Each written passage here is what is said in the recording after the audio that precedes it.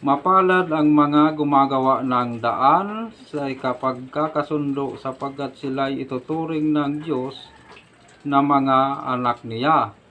So, yung gumagawa daw po ng ipagkakasundo ng mga nag-aaway is mapalad.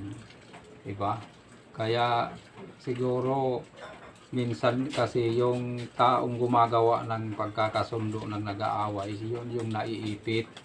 Diba? So mahirap gumawa minsan ng pagkakasundo kasi minsan naiipit. Pero gumagawa pa din po tayo ng daan. Kasi hindi naman natin, halimbawa mga sarili nating tao, siyempre tinutulungan po natin sila para magkasundo at magkabati. Kasi pangit po yung nag-aaway at hindi nagkakaunawaan. Lalo na sa mga sariling tao, kadugo mo,